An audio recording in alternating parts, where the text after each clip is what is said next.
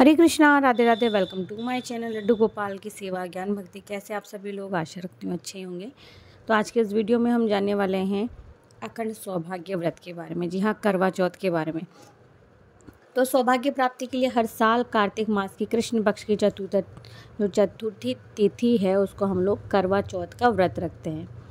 और ये जो व्रत हम रखते हैं, हम अपने पति की लंबी आयु के लिए रखते हैं, निर्जला रखते हैं। और इस बार जो व्रत पड़ रहा है वो पड़ रहा है 20 अक्टूबर 2024 को। वार इस बार बहुत अच्छा है। आप अपने पति के साथ घूमने जा सकते हो, बैठ सकते हो घर में, मतलब अपनी सारी बातें खुशियाँ शेयर कर सकते हो। मतलब छुट्टी वाला दिन है भाई। तो 20 अक्टूबर 2024 रविवार, इस बार संडे है, यानी फंडे। चलिए, करवा चौथ का जो व्रत है सूर्योदय से ही शुरू हो जाता है। कहीं कहीं पर सरगी भी खाई जाती है, लेकिन हम लोगों के यहाँ एक दिन पहले से ही व्रत शुरू हो जाता है ना। तो हम लोग रात्रि में जो भोजन किया हमने किया तिथि के पहले, उसके बाद में हम लोग कुछ नहीं खाते हैं। तो रात में चंद्रमा की पूजा करते हैं, फिर व्रत तोड़ा जाता है। करवा चौथ की जो पूजा विधि है, शुभ मुहूर्त है, चलिए जानते हैं हम लोग। तो मान्यता के अनुसार ये जो व्रत है सबसे पहले देवी पार्वती ने भगवान भोलेनाथ के लिए रखा था। और इसके अलावा ये भी बोला जाता है कि कहा जाता है कि द्रौपदी ने भी पांडवों को संकट से मुक्ति दिलाने के लिए करवा चौथ का व्रत रखा था। करवा चौथ का जो व्रत है विवाह के 16 या 17 सालों तक करना अनिवार्य होता है। इसके बाद में ही आप जो करवा चौथ का उजरमन जो करते हैं वो करना चाहिए। तो करवा चौथ का जो व्रत है कार्तिक मास के कृष्ण पक्ष की चतुर्थी को रखा जाता है। कि आजकल क्या होता है ना, करवा चौथ का जो उजरमन होता है ना, वो बहुत ही जल्दी, जैसे ही शादी होती है तो कुछ दिनों बाद में ही महिलाएं ना आजकल करवा चौथ का उजरमन कर देती हैं। नहीं करना चाहिए भाई। उजरमन कब किया जाता है? जब व्रत सारे पूर्ण हो जाते हैं, जब हम लोग किसी कारणवश कर नहीं पाते हैं, या हम थक गए, परेशान हैं, या कोई और कारण है ना, ऐसे में हम लोग उजरमन करते हैं। तो ये जो करवा चौथ का उजरमन करने का एक नया रिवाज चला है ना, कि बहुत ही जल्दी न्यूली मैरिड लेडीज़ होती हैं 5 से 7 साल में, 10 साल में ही उजरमन कर देती है। वो नहीं करना चाहिए।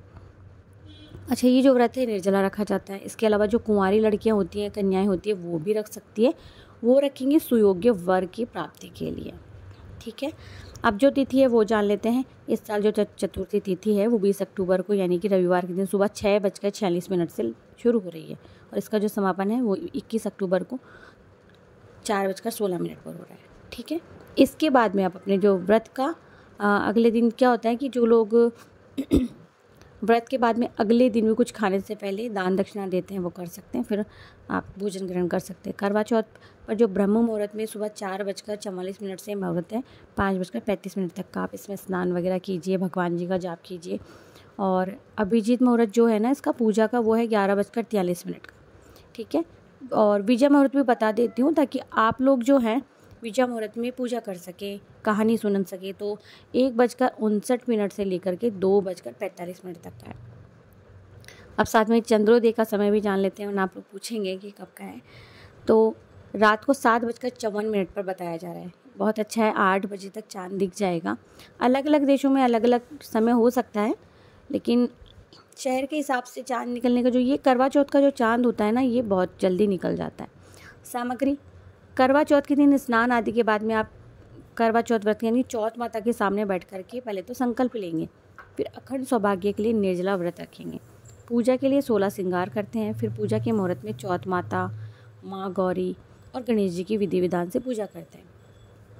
पूजा के समय आपको गंगा जल, नैवेद्य, धूप दीप, अक्षत, रोली, फूल, पंचामृत और बाकी सब चीज़ें जो सुहाग की सामग्री होती है, हलवा, पूरी, माता रानी को भेंट भोजन के लिए, भोग लगाने के लिए, ये सब की आवश्यकता होती है।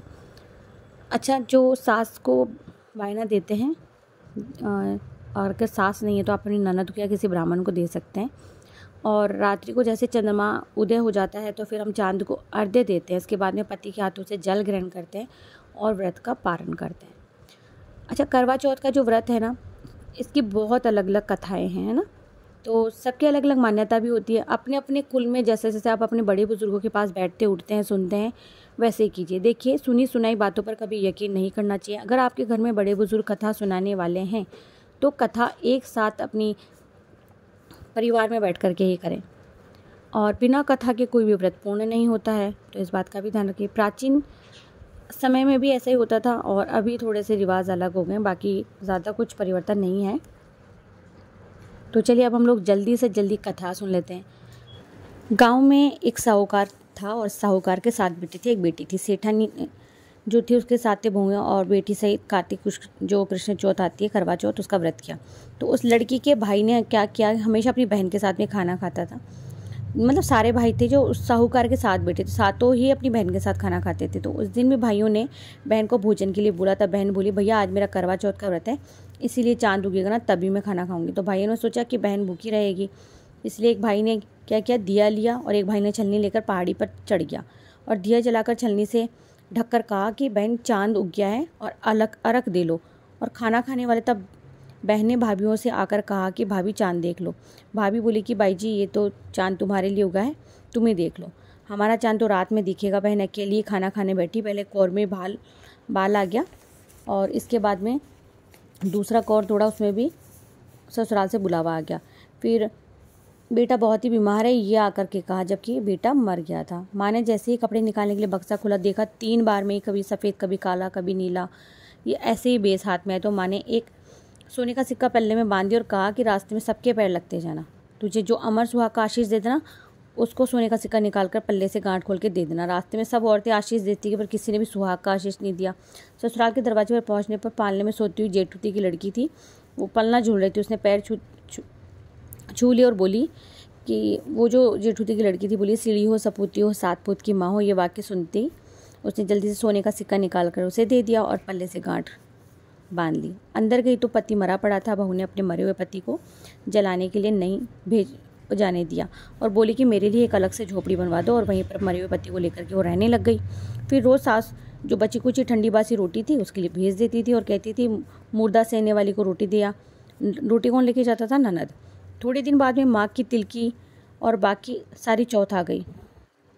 अब जो चौथ माता आती वो कहती, करवा पिला तू करवा पिला, भाइयों की प्यारी करवा पिला, दिन में चांद देखने वाली करवा पिला, ऐसे करके। तो जब वो बोली कि हे चौथ माता, दिन में मुझसे गलती हुई है, मेरा सुहाग उजड़ा हुआ है, तो आपको मेरा सुहाग बनाना पड़ेगा, मेरे पति को जिंदा करना पड़ेगा। तो जो मुझसे गलती हुई है उसका पश्चाताप है और मैं आपसे माफ़ी मांगती हूँ। तो चौथ माता बोली कि मुझसे भी बड़ी आएगी वैशाख की चौथ, उसके पैर पकड़ना। फिर वैशाख की आई, उसने वैसा ही किया, उन्होंने भी मना कर दिया। इसके बाद में क्या हुआ, मतलब उसके मना करने के बाद में उसका तो ऐसे हो गया था कि अब मैं क्या करूँगी, दिल जैसे दुखी हो जाता है वैसे हो गया था। फिर चौथ माता को उस पर दया आ गई, तो उसने कहा कि जो करवा चौथ वाली जो बड़ी आती है ना, तो जो वैशाख की चौथ ने मना कर दिया, भादवी की चौथ ने मना कर दिया, दोनों ही मना कर दिया।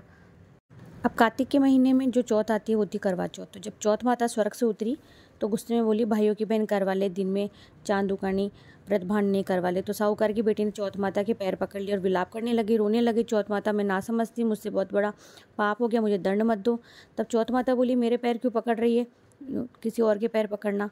तो उसने कहा कि सबकी बिगड़ी बनाने वाली, सबको सुहाग देने वाली है, आज मेरी गलती को माफ़ कर दो और मुझे भी आप अमर सुहाग का वरदान दो, क्योंकि आप तो जग की माता हो और माँ कभी अपने बच्चों से इस तरह से रुष्ट नहीं होती, सबकी इच्छा पूरी करती है। तब चौथ माता खुशी और उसे अमर सुहाग का आशीर्वाद दे दिया।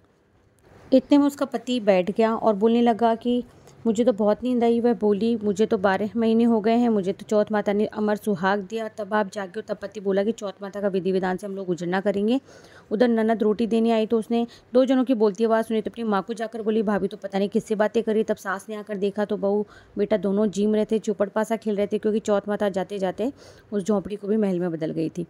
और सास बहुत खुश हुई और पूछने लगी, कैसे हुआ। बहू बोली, सब मेरी चौथ माता ने दिया है, सब मेरी चौथ माता का आशीर्वाद है। सासू जी ने पैर छुए बहू के और बहू ने सास के पैर छुए, आशीष दिया। चौथ माता का ये जो चमत्कार था और ये जो चमत्कार सब लोगों ने देखा तो सब चौथ माता को मानने लगे। चौथ माता का व्रत पुरुष की पत्नी, बेटी की माँ, सभी को करना चाहिए। भाई की बहन को 13 चौथ करनी चाहिए। देखिए, जो 12 चौथ 13 चौथ नहीं करे ना, तो उसे साल की 4 चौथ तो ज़रूर करनी चाहिए। तो हे चौथ माता, जैसा साहूकार की बेटी को अमर सुहाग आपने दिया, वैसा सभी को देना। कहने वाले को, सुनने वाले को, हुकार भरने वाले को, इस कथा को श्रवण करने वाले को, सभी को अमर सुहाग का वरदान देना। बोलो मंगल करनी दुख हरनी, हे चौथ माता आपकी जय हो। तो वीडियो कैसा लगा ज़रूर से बताइएगा। आप सभी को चौथ की ढेर सारी शुभकामनाएं। हरे कृष्णा।